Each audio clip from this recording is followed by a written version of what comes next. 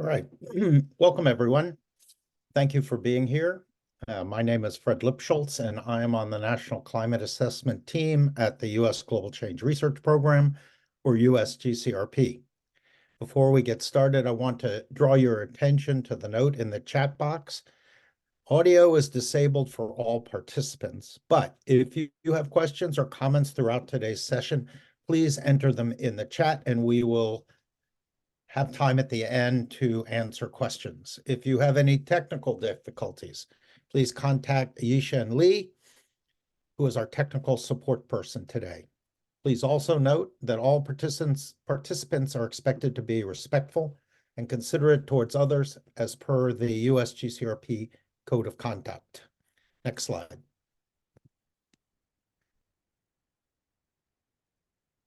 I'll kick off our webinar today with some background information on the National Climate Assessment before turning it over to the Complex System chapter authors. Next slide.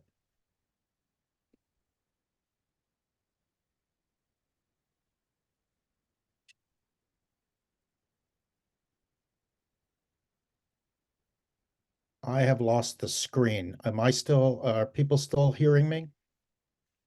I can hear you. And Fred, right now I'm showing, I hope everyone can see it, the US GCRP slide.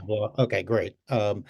So the U.S. Global Change Research Program was mandated by Congress in the Global Change Research Act of 1990 to assist the nation and the world to understand, assess, predict, and respond to human-induced and natural processes of global change. The program convenes 15 agencies to advance climate and global change science and provide useful and usable information to decision makers. Next slide. The same law that established the program also mandates a periodic scientific assessment known as the National Climate Assessment, or the NCA. The NCA is a quadrennial report that analyzes the effects of global change on several sectors: the natural environment, agriculture, energy, land and water resources, transportation, human health, social systems, and biodiversity. The U.S. GCRP is charged with assessing current trends as well as projections for the next 25 to 100 years. The NCA is used by organizations and individuals for a variety of purposes, including national policy making, risk management in the private sector, local mitigation and adaptation planning, as well as by practitioners, utility managers, and educators. Next slide. U.S. NCA authors review a large body of scientific research from diverse information sources. They synthesize that information, examine the confidence in our scientific understanding, and evaluate uncertainties. NCA5 was written by 500 authors and 260 technical contributors from every state of the Union, as well as Puerto Rico, the U.S. Virgin Islands, Guam, and Palau. The NCA is designed to be policy relevant. Authors distill their findings into accessible language framed around risks to people and important resources. That said, the report is strictly not policy prescriptive and does not advocate for particular viewpoints or policy measures. The NCA uses a range of future projections to help decision makers understand the full extent of possible risks that can be avoided or reduced under different scenarios, and leaves it up to the decision maker to ultimately decide their risk threshold. The assessment is compliant with all applicable federal laws and policies, including the Global Change Research Act, as well as other laws that govern things like information quality, accessibility, and transparency. Finally, the report process involves extensive review, including several opportunities for public engagement, a review by the National Academies of Sciences, Engineering, and Medicine, NASEM, and several government science reviews. Next slide. Now let's take a look at the NCA5 table of contents. Like previous NCAs, NCA5 covers national level topics, regions, and response actions. The report opens with an overview, which is followed by 2 chapters dedicated to the physical science of climate change. Then there are the national topic chapters, the 10 regional chapters, and 2 response chapters, although response actions are also discussed throughout the report. The NCA table of contents has evolved over time, informed by user input. NCA5 added 2 new chapters, one on economics and one on social systems and justice. We also have 5 new focus features: compound extreme events, Western wildfires, COVID-19, supply chains, and blue carbon. We also have several appendices, including a new one dedicated to indicators. Now that we've gone through some of the introductory background, I am pleased to introduce Catherine Mock, the lead author of the Complex Systems chapter, who will lead us through the remainder of the webinar today. Thank you, Katie. Thank you so much, Fred, and thank you to all of you who are tuning in. I can see that we have over 200 people on this webinar, truly amazing.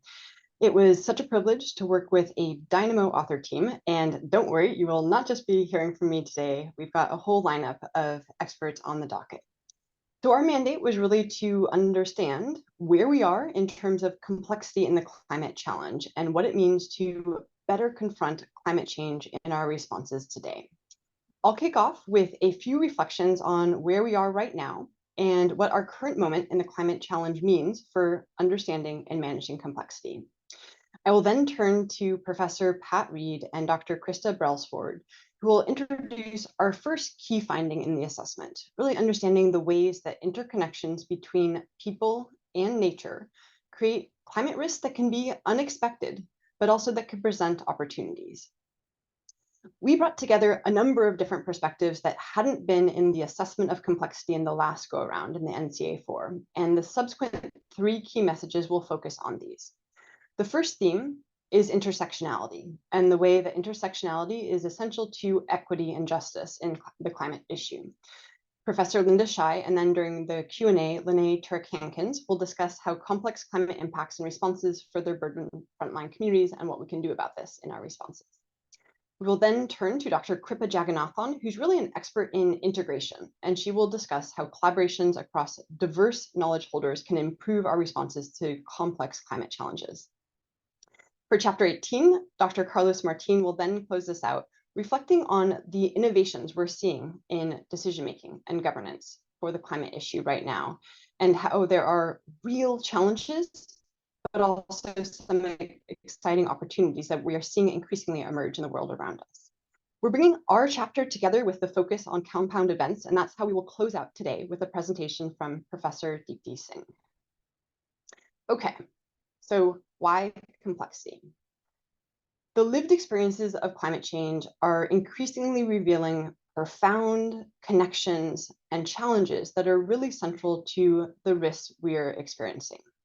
I could run through this theme of complexity with virtually any climate example, but since I'm here in Florida, I'll draw on hurricanes. So when we think about hurricanes, these powerful storms coming on shore, the first domain of complexity might be the climate system itself. In a changing climate, hurricanes coming on shore are intensifying more rapidly. Then over land, they're moving more slowly, dropping more rain. The complexity, though, in terms of what happens extends far into the social systems.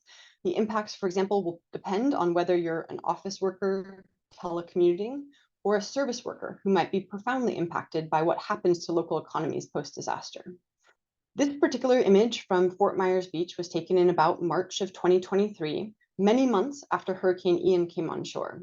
And that was a particular hurricane that emphasized the degree to which these differential experiences, complex climate experiences, unfold household by household.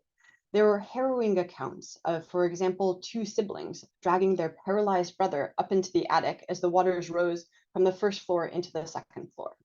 Complexity then extends far beyond any given climate shock or stressor, for example, whether a family has insurance, or what their access is to disaster relief, or how much savings they have in the bank will determine what happens to that family in the days, the weeks, and the months post-disaster. I think an exciting new frontier of complexity in the climate challenge also is very much in the space of responses. In the world around us, the climate issue is no longer a hypothetical. It is one where we see action unfolding. Miami-Dade County, where I sit now, is one example we featured in the assessment. And in terms of complexity, here we need to interlink our responses to flooding and sea level rise, the images in the top left, with how we decarbonize the urban environment. We're injecting learning into this process in real time through a collaborative led by Tiffany Troxler. Community organizations are coming together, their innovative mechanisms at regional scales. And all of this is really pushing into unknown frontiers in terms of how we keep people safe as the climate continues to change. This is not specific to Miami. You can look at virtually any community throughout the US and see this blossoming of climate governance. One place where it's been quantified is in the San Francisco Bay Area. Here we see the counties lining San Francisco Bay. And the blue areas show areas particularly exposed to flooding under sea level rise. This is the only academic plot we're going to show this whole presentation, so bear with me here, but it's kind of an amazing example. In the top left, we see what's called a network map of all of the different actors, so agencies of government, local businesses, community organizations who were addressing sea level rise in the San Francisco Bay Area until about 2007. 82 actors. If we jump then to the last image here, time 5, what we see here is 1 decade later in this same region, there are 647 actors, all of those little dots, agencies of government, local businesses, community organizations taking action to address a very profound threat in that region. 82 to 647. This is the type of explosion of governance that we're seeing almost any place you look in the climate challenge today. So good, a lot of action is happening. The next challenge is how well is it working? And this is yet another domain where complexity is very, very relevant. This is a figure from a global assessment we did of coastal adaptation. And what we see in this radar plot is that the more coloration there is in any wedge, the more adaptation, the more climate response that is happening. So what this demonstrates is that if you look at every coastline around the globe, we're doing a good job of understanding what the climate risks are. We're about halfway there as we wind around this wheel in terms of developing plans of how to respond and putting those plans into action. However, when we think about, are we actually reducing risk? In many cases, we simply don't know. Are we preparing enough moving into the future, the pathway approach wedge? Again, in many cases, we simply don't know. So for our assessment this time, recognizing that our responses today profoundly interact with what may happen community by community and the choices at play in terms of climate complexity and the connections and interconnections that shape prospects for all of us into the future are very much one where we need to think about what we're doing now, what's happening in the real world, and how does that interface with responses that will shape where we end up into the future. We're going to now turn to Professor Pat Reed for the first key message from this chapter. Pat is one of the leading experts on climate complexity, really not just in the US, but around the whole world. So Pat, over to you. Thank you, Katie. So I'll be sharing key message 1 with Krista Brailsford. And so human-nature interconnections create unexpected climate risk and opportunities. So starting with that, human natural systems are dynamic and complex, as illustrated by Katie's prior examples. Next. Interconnected networks of people, infrastructure, commodities, goods, and services influence changing climate risk and are increasingly vulnerable to their impacts. Next. Vulnerabilities in these networks and their effects on human natural systems strongly depend on human responses, again, as some of the examples in the prior slides. Next. And decision makers seeking to reduce climate risk have to navigate diverse, sometimes competing objectives and perspectives across many actors, institutions, and geographic scales, while accounting for the deep uncertainties and limits to predictability. Next. So addressing the complexity of human natural systems, if we think about framing this, next, we can think about the complex human natural systems co-evolving in response to current and rapidly changing influences and stressors. So what you see in this graphic, in the outer rings, you have climate-related influences and non-climate related influences. ranging from sea level rise, floods, droughts, hurricanes, for example, transitions to urbanization, market forces, demand growth, technology changes. And when we think about these problems, it's a context of the systems, and illustrated here as examples: socioeconomic, infrastructure, earth and environmental systems, our governance systems, and the many interdependent sectors. And just as for illustration shown here, through the lines of connection are the connections between energy, agriculture, and water. So as we think about pathways of change and how they result and emerge across these interactions from sectors and systems, we also have to contemplate their resilience to transitions and shocks, both in the natural and the human systems. And ultimately, this is where the complexity of these pathways emerge in the interconnectedness. And in this, it's not to say that you can capture every single element, but this diagram provides a nice context to understand what you are engaging with and potentially what you are neglecting when you start to engage with trying to think about the complexity of human natural systems and climate change. Next slide.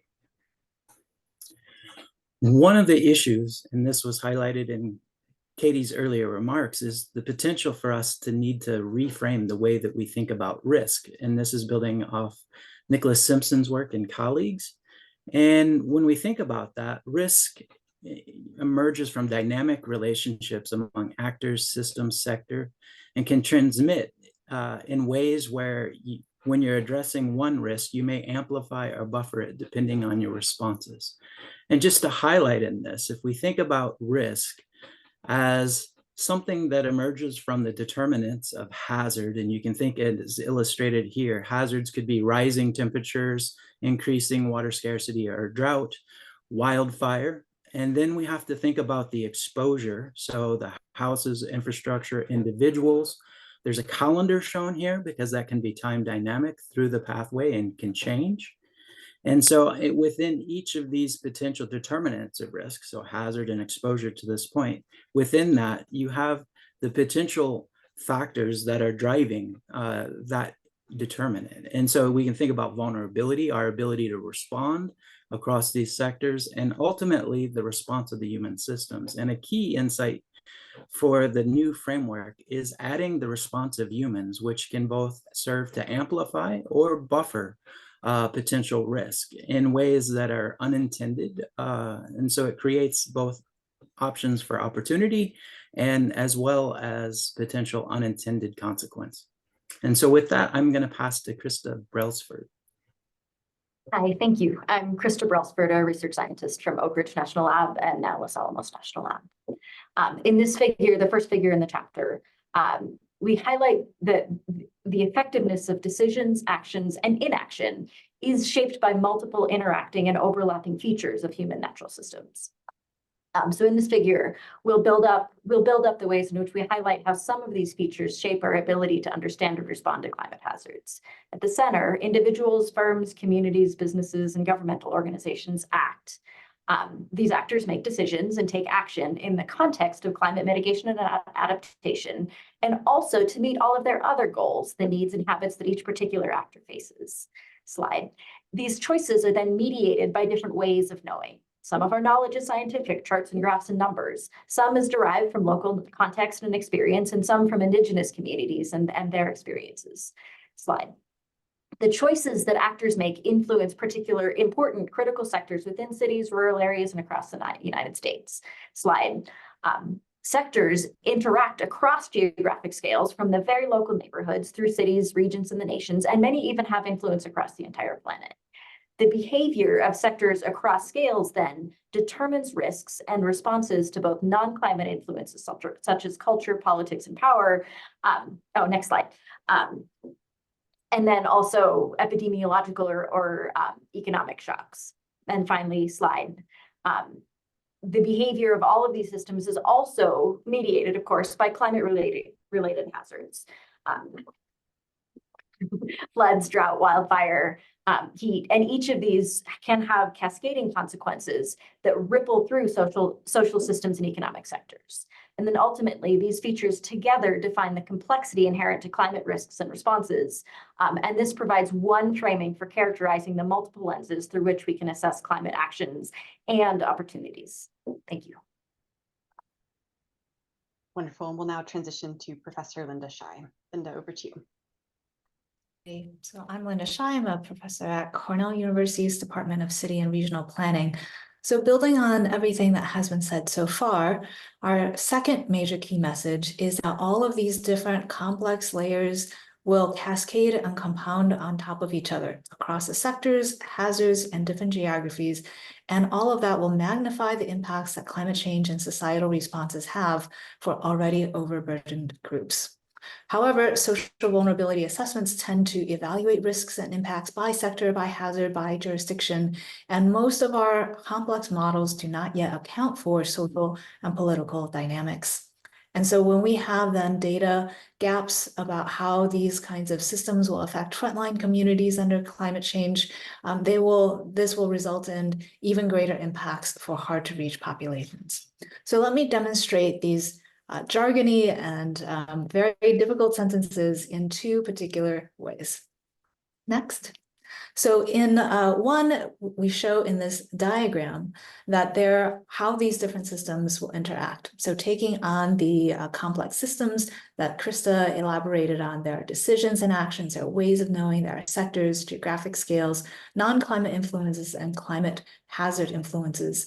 All of these tend to be studied separately. So if you look at even the National Climate Assessment and how it's organized, we tend to look at information by the ways that our society is already organized, by our disciplinary areas of expertise, by the kinds of government agencies that are responsible for different types of infrastructures or different types of services, or by political jurisdictions. We have chapters on different geographic regions. But when we think about the experience that a particular household or an individual person or municipality experiences, they tend to have all of those on top of each other, experienced in one place at the same time. And in addition to experiencing those systems interacting with each other in real time, they themselves, we ourselves, have multiple identity characteristics of gender, class, race and ethnicity, age, and disability or ablehood. And so depending, as Katie explained in her very first example, depending on your personal characteristics, your experience of a particular climate impact or climate response is going to be extremely different from that of another person, even living in the same house or down the same street. Let me explain this in a further example. Next. So one of the examples that we provided in this chapter uses the example of Camp Fire in California in 2018. This was a devastating fire. It killed 85 people. It burned down I think something like 19,000 buildings and structures. It displaced 50,000 people. And about 20,000 of those people ended up in Chico, California, which is about an hour away. And so if you look at what happened then in Chico, they received maybe a decade's worth of growth in just a few hours. And it affected the transportation systems. It affected the capacity of the sewer and water systems. It affected congestion. And of course, it affected housing prices. Even before the fire happened, there was an exceptionally low vacancy rate of housing, and that affected most of the retail and service workers who were least able to afford housing in this part of California.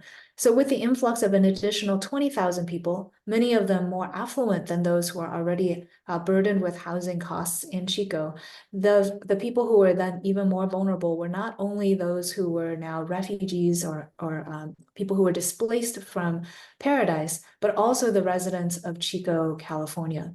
And so we saw that the rate of homelessness increased significantly. And what you see on the right is an area where we saw more housing encampments in Chico. And it got even more exacerbated with additional hazards of COVID pandemic, of people leaving the highly unaffordable housing conditions of the Bay Area, taking advantage of remote working opportunities and wanting to leave places of high concentrations of disease to go to places like Chico, among other communities. And so with the rise in housing unaffordability, growing homelessness, there was also a concern about crime and criminality and perceptions that there are vagrants who are about. And that led to a political shift in the next election, changing the dynamics of Chico, which had long been a more had democratic positions in leadership, to one that shifted towards Republican leadership. And some of that political shift was also part of concerns around issues of race and criminality. And so who was most affected by this was disproportionately people of color, indigenous communities, indigenous people who were working in this area, and lower income groups who were not able to afford housing.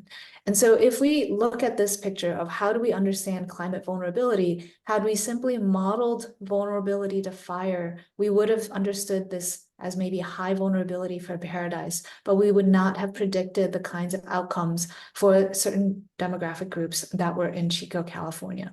And so when we have absences of data, when we do not consider data in complement and in conversation with each other across geographies, across different sectors, across our disciplines, the groups that may then be left out of these kinds of conversations of how do we prepare and how do we consider the necessary responses are going to be those who are already disproportionately affected by current conditions. Back to you, Katie. Thank you, Linda. And we will now shift to Dr. Kripa Jagannathan. Kripa, all yours. Thanks, Katie. And I'll be talking a little bit more about key message 3 of the chapter. But before that, I want to give a quick recap to what you heard from Krista, Pat, and Linda right now. In key messages 1 and 2 of this chapter, we're sort of describing the complex systems problem in a little more detail. We're describing to you the features and also what happens when you don't look at the systems holistically. What are the gaps and challenges that we might encounter? In key messages 3 and 4 that we will tackle right now, we're taking a more forward-looking perspective. We're trying to tell you about approaches and governance mechanisms that can actually help us look at these systems and these big problems more holistically and come up with solutions that are more effective and more equitable. So particularly in key message 3 of the chapter, we talk about 3 key things that I'll bring up today. One is the need for diverse types of knowledge to inform our climate research and the development of climate solutions. The second is a dire need to move towards more participatory and collaborative approaches where we're bringing together many different actors to both develop knowledge, but also put that knowledge into action. And third, we'd also talk about examples of how when you do these collaborations effectively and skillfully, you are able to navigate these complex challenges and improve climate responses. Next, please. So first and foremost, to tackle all of these problems and features and challenges that both Pat, Krista, as well as Linda brought up, it should come as no surprise that we need various types, forms, and sources of knowledge. Next, please. So in addition to actually understanding the system in itself that we want to manage or understand, we also need to understand what kinds of decisions are being made in these systems or these sectors or these geographies. Who are the decision makers of this place? What kind of political, financial, ideological context are they dealing with? Who are the communities and individuals who might be impacted by this impacts on the system or who might be able to impact the system? What are their values, attitudes, and beliefs? And finally, what is the relationship between all of these actors and different types of knowledges that make up a system? Next, please. So again, unsurprisingly, we can't just rely on data and modeling. And also, we cannot just rely on academic researchers to be a part of developing this knowledge solely.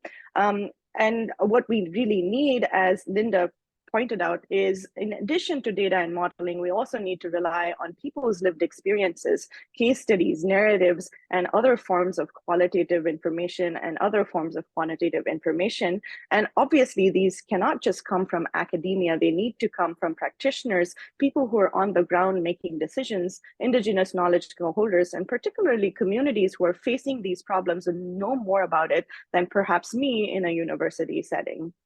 Next click, please. Yet I would imagine that most people, when all of you think about complex systems and knowledge on complex systems, are thinking of a very fancy model, an input-output model, quantum numbers going in, numbers going out. Not many of us think of the complicated situations that both Katie and Linda brought up. Next, please.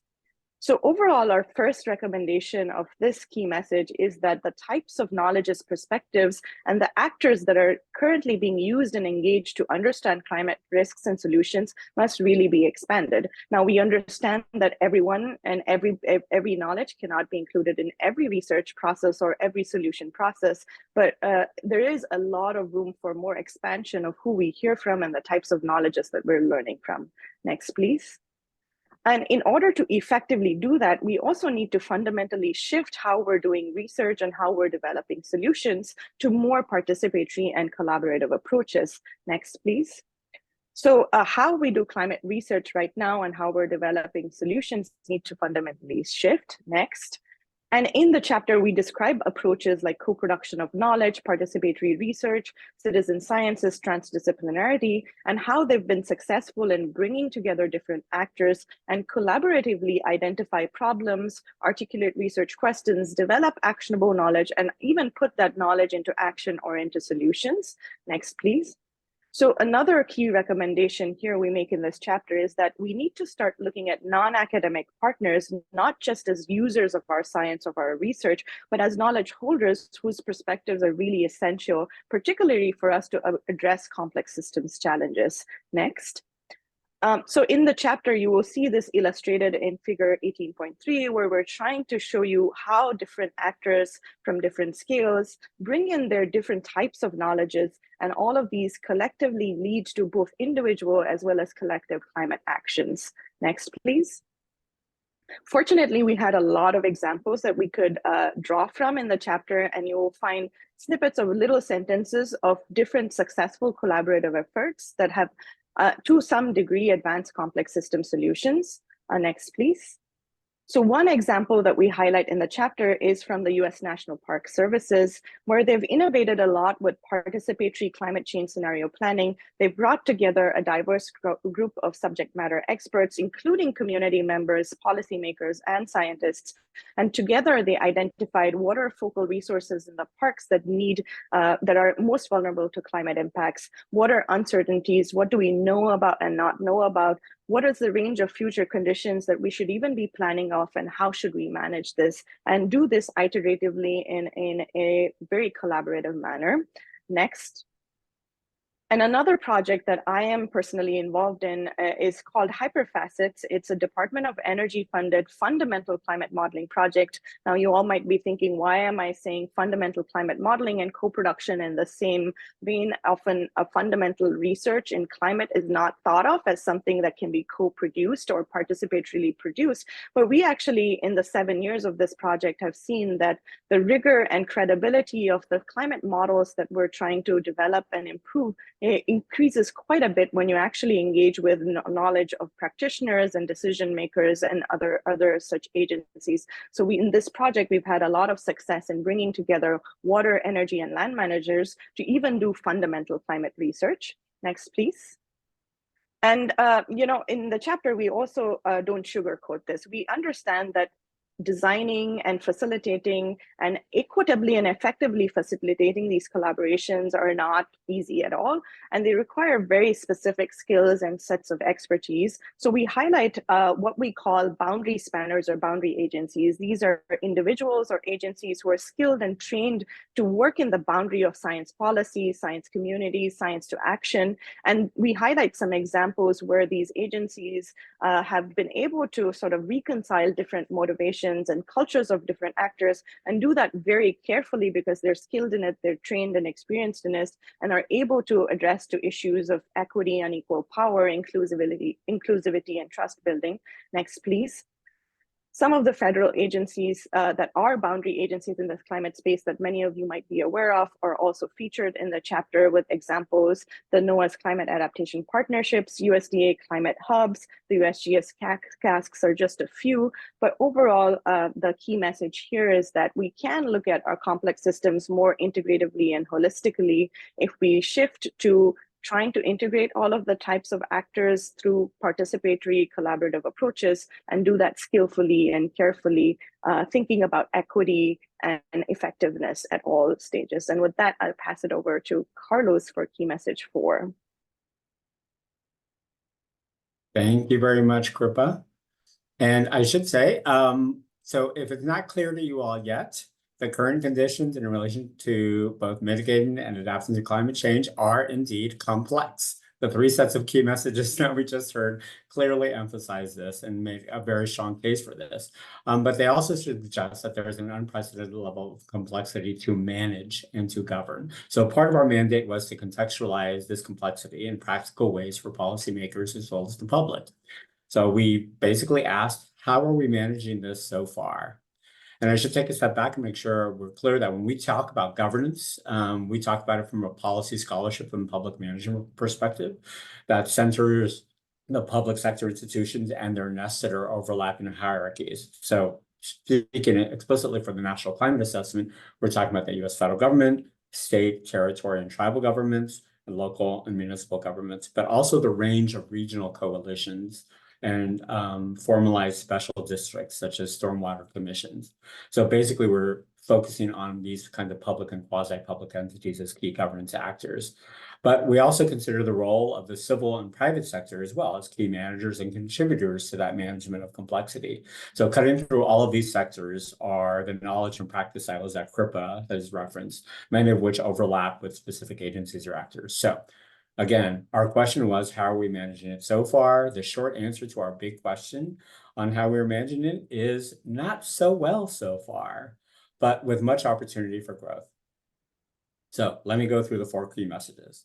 First, climate change brings unprecedented complexity that we haven't figured out how to manage. The proof is in the pudding. We have ongoing greenhouse gas emissions and the multiple effects from global climate change that US communities are experiencing. And our current ways of managing were largely established in the 20th century in ways before we articulated the complexity of the challenges ahead. We have pretty high confidence in the fact that climate change is an unprecedented wrench in the governance works. Second key message. That is not to say that there isn't some movement afoot. There have been, as Kripa mentioned, there have been some interesting experiments on rethinking how knowledge is tapped and how we can build effective consensus in this brave new world. Most has been at the state or local level, given the pre-existing federalist division of powers in the United States. But because there is limited documentation of these pilots, and in some cases, a local government may not even know that they are conducting an innovation, that they're being innovative when they're doing this, and we cannot fully gauge the quantity or the breadth of these innovations. And so we only have median confidence in this assertion. Third point, we also cannot gauge the quality of these innovations with regard to effectiveness across many outcomes. There is only preliminary evidence of impact or effect of alternative governance approaches. Rigorous monitoring and evaluation is done for a fraction of all of these pilots. And even then, more solid evidence can't be produced from single cases. And the outcomes of interest are much more longer term than most evaluations are prepared to undertake. So consequently, we have low confidence in their effectiveness at this point. But there is much to be learned from all of them in all cases. We must be clear on this point, this fourth point. Simply because we do not have definitive evidence of their effectiveness, that does not mean we do not state that they may not be effective, nor that with improvement and comparative replication elsewhere, that they cannot be effective. With growing numbers and diversity of types of governance innovations, we will have more opportunity to assess best practices. We have medium confidence in that future scholarship, given our current inability to identify the range of innovations and their effectiveness. Next slide, please. So let's take a step back and just assess how we got to all those four key messages. Pat and Krista introduced the broad dimensions of complexity and the specificity of climate. So let me repeat a few of those in the context of governance and management. Three dimensions, in particular, that I haven't already referenced. The first two, complexity breeds uncertainty, and uncertainty is not the friend of policymakers who need to establish rules, allocate resources, and divide responsibilities. The second point, policymakers in the different knowledge or operational silos often compete over rules, resources, and responsibilities. And that competition is on steroids when it comes to the levels of climate complexity that we're facing. And let me jump to the last point. The increasing need for feedback and path dependencies due to the complexity of climate challenges and scenarios. Current public processes and silos are generally too rigid and not always ready for feedback or immediate strategizing or pivoting of a strategy or plan.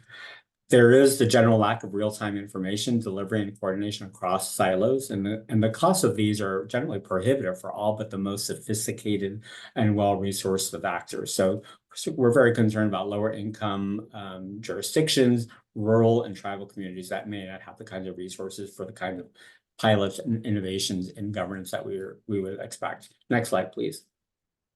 Our chapter author, colleague Dr. Jin Gao, grappled with visually portraying how current and alternative governance structures would play out over time. So let me point out to the lower left-hand red box, if you can see it. That mirrors the challenge dimensions that I just presented, that we tried to pull out across the chapter. But I also want to point out the upper left-hand green box. That plays the fifth slide of this record, right? That envisions alternative forms of governance that come from the pilots that we're seeing. Next slide, please.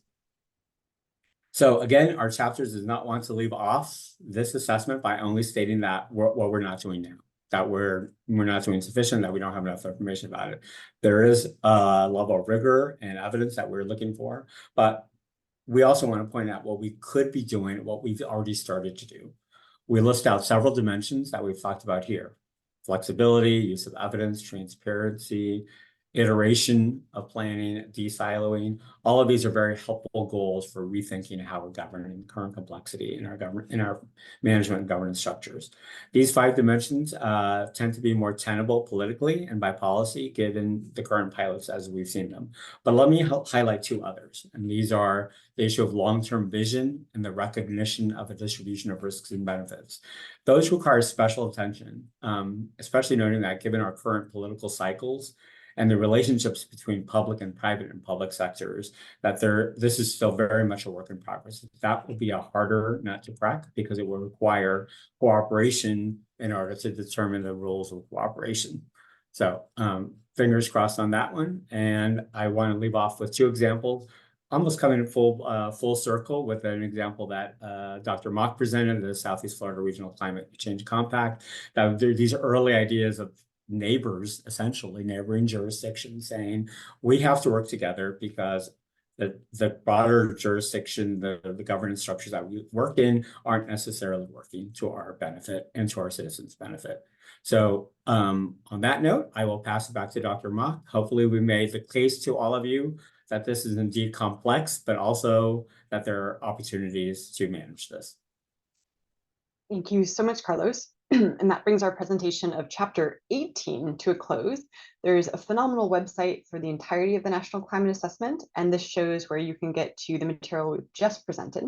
But before we open up for Q&A, and we will have ample time for discussion of your questions, we'll now turn to the focus on compound extreme events, and this will be presented by Professor Deepti Singh. Thanks, Katie, and thanks to all of the authors of the previous chapter in providing really important context for this focus on compound events. I just wanted to highlight, before I discuss findings from the chapter, these 2 pieces of art that was submitted, that were included in our chapter. And this is something also that's new in the National Climate Assessment, is the intersection of climate and art. So next slide, please. So as was emphasized and demonstrated by the previous authors, we're living in a world that's increasingly complex. Climate change is resulting in multiple climate hazards, and those climate hazards are interacting between each other as well as with other hazards that our society faces.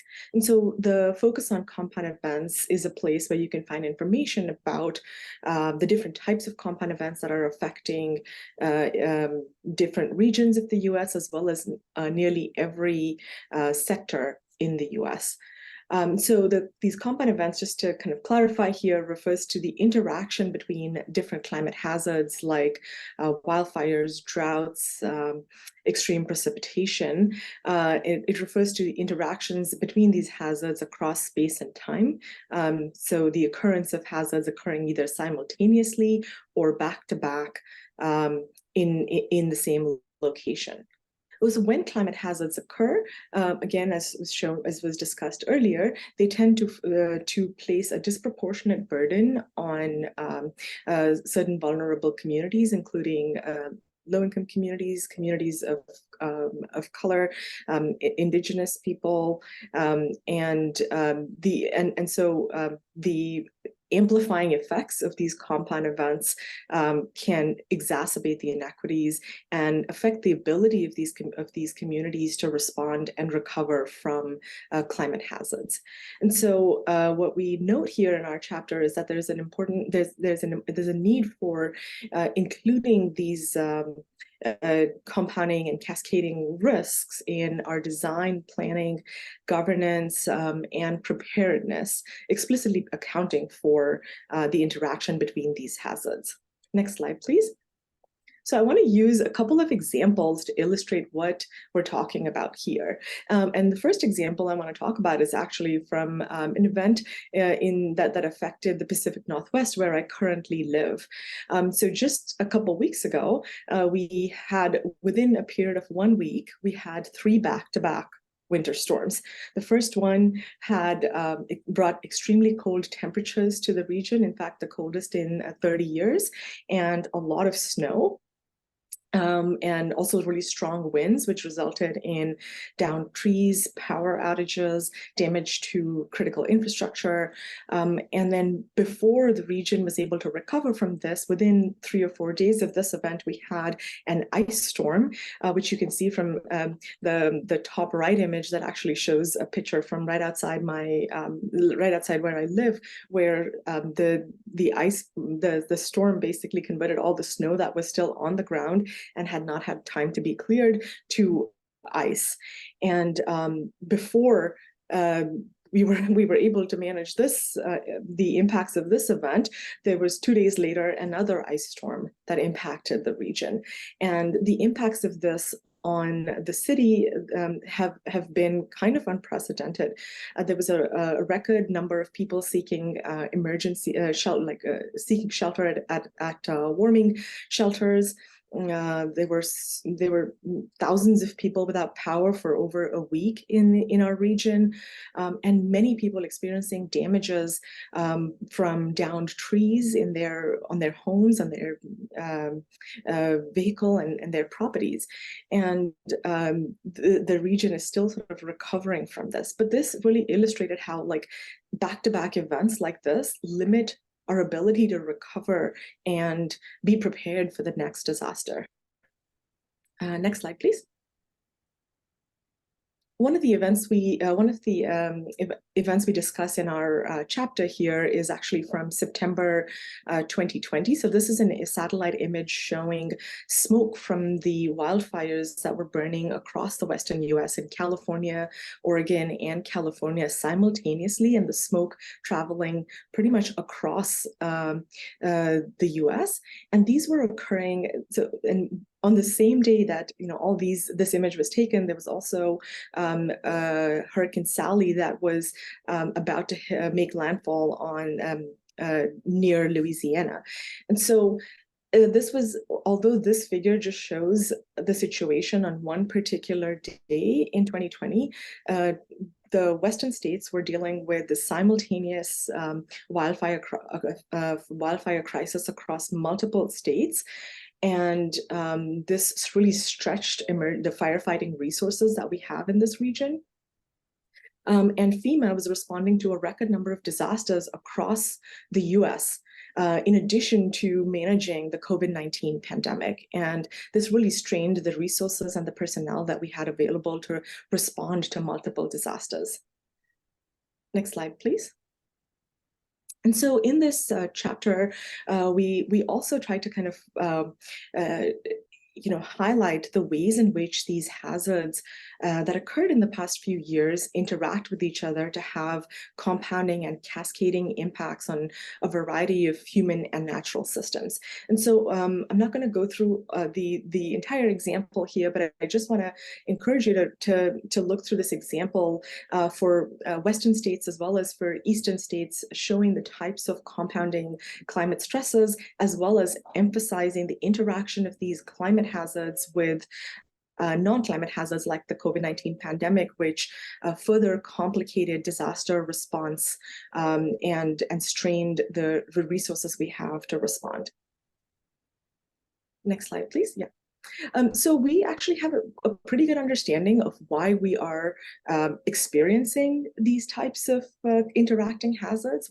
This is a key message from Chapter 2, the Climate Trends chapter, which finds that there has been an increase in the frequency, severity, and severity of multiple types of extreme events, including heat waves and extreme precipitation events, which I'll show on the next slide. But the changing climate patterns and the increasing frequency of extreme events are also leading to increased drought risk, increasing wildfire crisis across the Western US. And we have strong evidence to show that these changes are happening. Next slide, please. And so here I just show two of these extreme events. These are increases in heat extremes over the last half century and increases in extreme precipitation events. And these figures show that in the Western US, there's already been a detectable increase in the number of days above 95 degrees Fahrenheit, as well as an increase across the US, particularly in the eastern US, of heavy precipitation events. And both these climate hazards have a variety of impacts on human and natural systems. Next slide, please. The increasing frequency and severity of extreme events are posing substantial damages to various societal systems. This is just an illustration. This is one metric here, which is the NOAA $1 billion weather disaster database, showing the 18 events in 2022 that had economic damages exceeding 1 billion that were associated with them. But 2023 has already crossed that record. We had, I think, $28 billion weather disasters during that year. And in addition to these economic damages, these are associated with impacts to critical infrastructure, to livelihoods, as well as when many of these disasters occur, they tend to first and foremost and hardest hit vulnerable communities. And so the consequence of this is that we're exacerbating the vulnerabilities and the risks that these communities face, making them less prepared and potentially less able to cope with subsequent disasters. Next slide, please. And so, as we mentioned, extreme events have a variety of impacts on nearly every resource that we depend on, from our food, water, energy systems to transportation.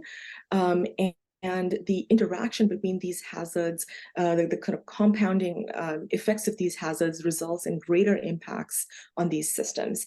And this was illustrated by some of the previous authors here. They also place substantial strain on emergency preparedness and disaster response resources, and have the potential to exacerbate the inequities that currently exist in our society in terms of health and economic inequities. Next slide, please. And so there are examples throughout the report of what we can do to adapt and mitigate the potential risks from these interacting or compounding events. And the first is, this is a key message from Chapter 31 that calls for the need for transformative adaptation to manage the increasing risk posed by climate change. And also the need for new monitoring and evaluation methods to evaluate the effectiveness and sufficiency of adaptation, and also explicitly addressing equity. We also discussed the need for explicitly accounting for compound event risks when we are designing infrastructure, updating infrastructure, as well as for the governance and planning that's required for dealing with disasters. And in particular, we highlight the need for, given that we're dealing with so many different hazards simultaneously, the need for allocating resources towards solutions that can help us manage multiple resilience objectives. And by this, I mean, adaptation to climate change, building resilience for climate and other natural hazards, and addressing inequities to reduce the vulnerabilities that our community faces. And I'll leave you with one example, one quick example here from Chapter 12 on the next slide. And this shows one such example of changes that can help meet multiple objectives. So blue-green infrastructure, increasing investment in blue-green infrastructure, for example, can have benefits for simultaneously reducing heat risk, reducing flooding, improving well-being, and as well as climate benefits for sequestering carbon. So with that, thank you, and I look forward to your questions. This is where you can find more information about the compound events, and here we have links to other chapters where if you're interested in learning more about solutions or the types of compound events that are affecting different regions and sectors. Thanks. Thank you so much, Deepti. And for